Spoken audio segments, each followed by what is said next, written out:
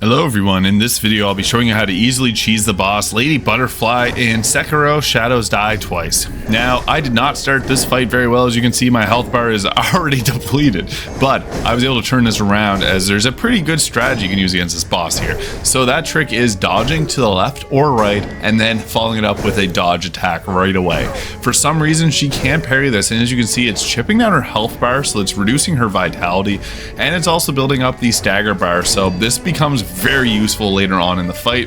I already got my first death here, but luckily you can resurrect. I almost just threw this fight, but I'm glad that I didn't because I was able to get it, and this was just my second attempt at fighting her, so it was really good overall. But I found the thing that helped out the most was this dodge attack. I found I was able to get her in a somewhat of a loop, a stun lock almost with this attack, so she can get out of it, but it's kind of difficult for her too. So this was a really useful strategy that makes this fight a lot easier. Now the trick here is whenever she does that jumping attack, have your shuriken up and throw it at her. I didn't do a great job. Oh, I did get her. There is a specific timing you have to have with that, and it builds up a lot of posture damage, so I would recommend doing that because you're able to just chip away at her health bar relatively easily. So yeah, with this it's really just about that dodge and parry attack, and then throw this shuriken whenever you can get it, and then you'll take down that first phase of this Lady Butterfly fight. Now this second phase, this is where things get a little bit brutal. The trick for this section here, whenever she summons the ads, is just to run, because you don't want to fight her with all the enemies that she's about to summon. Once the summons are gone, they're going to turn into this light attack, so use the pillars to protect yourself, just stand behind them, and then get back whacking on her again. You're going to have a few opportunities, and there may be one or two spirits that will survive. You can use a snap pod to get rid of them, but they will clear themselves out around 20 or 30 seconds later.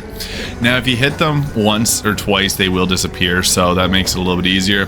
Dodge those light attacks, they are very annoying and hard to deal with, but then we're going to go back to our good old faithful, the dodge to the left and attack. Now, one nice thing about taking out one of her spirits is it's going to count as something to give you another death. So whenever I'm going to go down here again, but luckily since we took out that earlier spirit, we are able to resurrect ourselves, which made this fight so much easier. It is really all about that dodge attack, and then the pillars will light themselves on fire, as you just seen there. This is signifying that the phase 2 is going to conclude. But again, whenever she summons those spirits again, just run away.